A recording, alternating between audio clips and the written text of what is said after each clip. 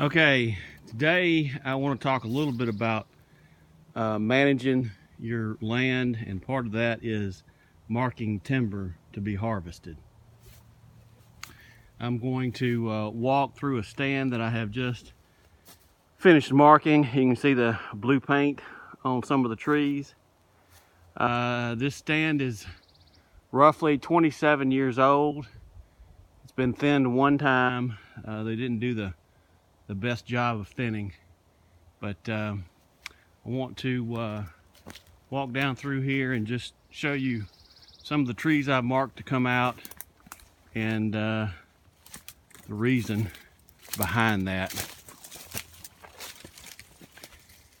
Okay, this tree has got first of all, it's a small diameter tree. It needs to come out for that reason, but it's got what's known as a fusiform rust canker on it.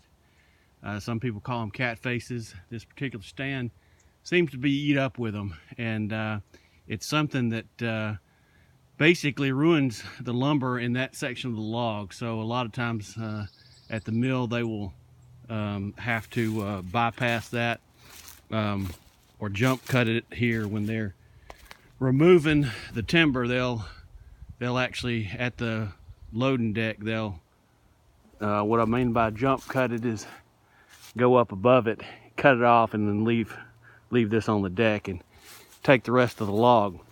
But you can see this one has got an old fusiform rust canker there. There's an old one right there, and there's actually another one up there. So that one's pretty much eat up with it. And that tree's marked. That tree's marked. It's forked. It needs to come out. It's never going to produce lumber past about 32 feet, so it needs to come out. Here we've got another one. It's got another fusiform rust canker there, and over here it's got another one up there. Now that being said, you don't always take them out. In other words, here we've got one that's got a, not sure how well you can see that, but it's got a fairly bad one right there. However, the rest of the log is clear. It's a dominant tree. And I've already had to mark 4 trees right in here, well, 5 trees right in here.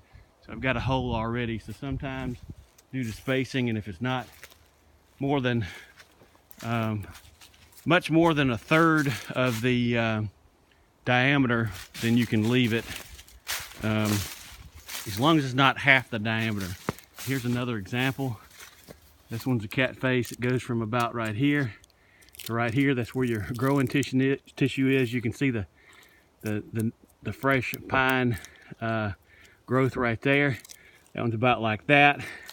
If it came all the way to here, I would take it, because chances are very good, if it's at least 50% of the diameter, that you open this stand up, in other words, take out some timber, get more airflow through it, you get some wind, and it snaps off. Now, that being said, this particular tree could snap off.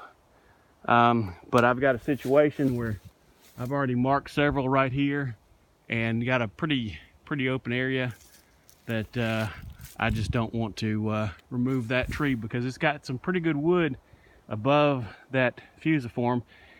And if it makes it to final harvest, which will be 5 to 7 years, they'll be able to jump cut that. In other words, at the loading deck, they'll cut it off right there, and then take the rest of the log as a piece of saw timber.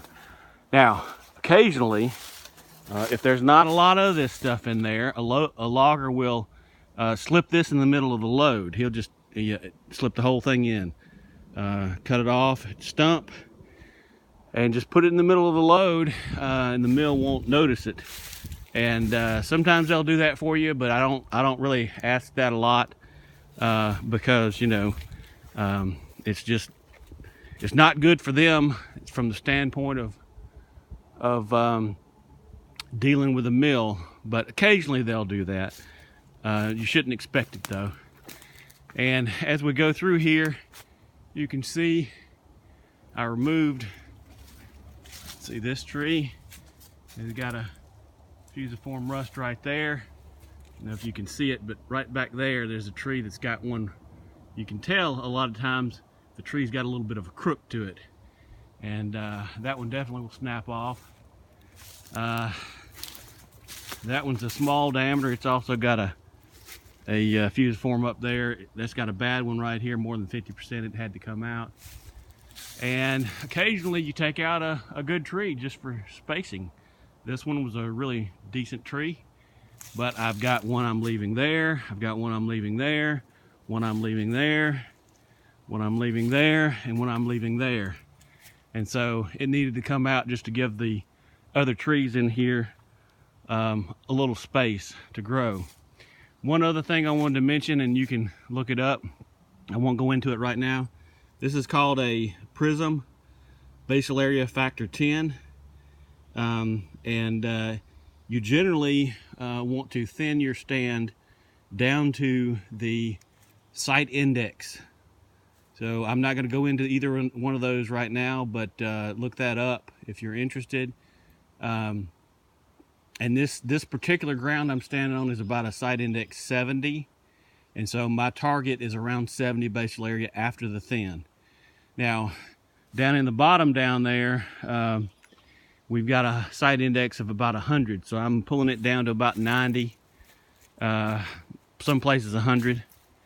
But anyway, just wanted to talk a little bit about land management, and this is also wildlife management while I'm at it.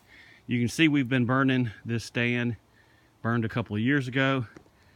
You really have to have light on the ground to have good wildlife habitat. To get light on the ground, you've got to thin your timber. So, you know, when I talk to landowners about this, you know, and they say, well, I don't want to cut any timber. Well, you've got to cut timber. I'm a registered forester in Alabama and a certified wildlife biologist, and I've been doing this for many years, and I can tell you that you're not going to have decent habitat without thinning your timber and burning if you've got pine stands. And this is actually a little bit on the heavy side. I think it's been, I want to say it's been 3 years since we've burned. We really need to get in here and burn again. Anyway, stay tuned for more videos. Thanks. Bye.